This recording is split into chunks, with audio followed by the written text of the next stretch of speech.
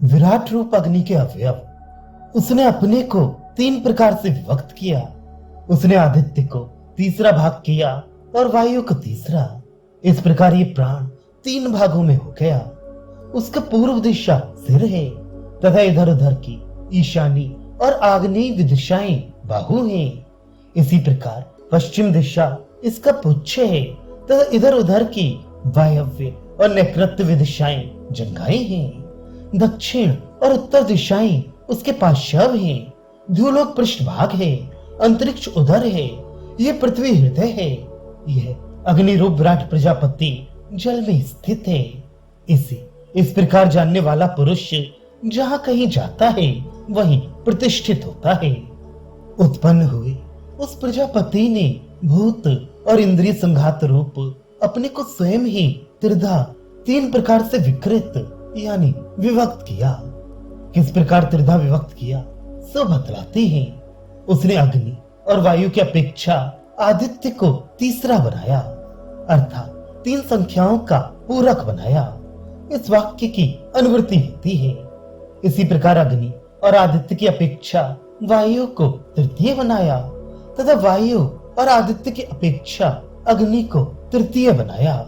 ऐसा समझना चाहिए क्योंकि तीन की संख्या को पूर्ण करने में इन तीनों ही की शक्ति के समान संपूर्ण भूतों का आत्मा होने पर भी ये प्राण विशेषतः अपने मृत्यु रूप से ही ना कि अपने विराट स्वरूप का लय करके अग्नि, वायु और आदित्य रूप में तीन प्रकार का हो गया अर्थात तीन रूपों में विभक्त हो गया।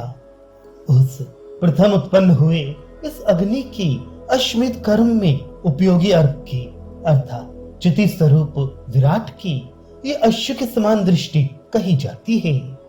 हमने पूर्व में इसकी जो उत्पत्ति बतलाई है वह सब स्तुति के लिए ही है, ये बात कह चुके हैं।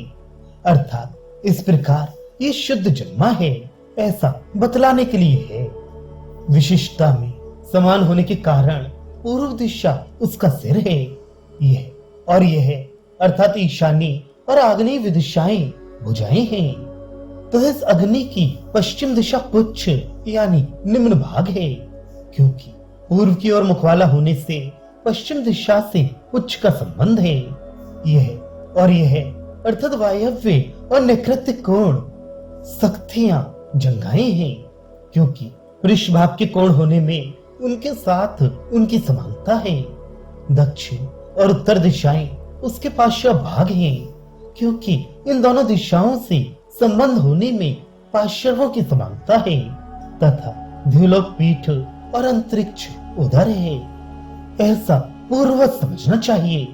और अधोभाग में समानता होने के कारण ये पृथ्वी हृदय है। इस प्रकार ये लोक जल के भीतर है।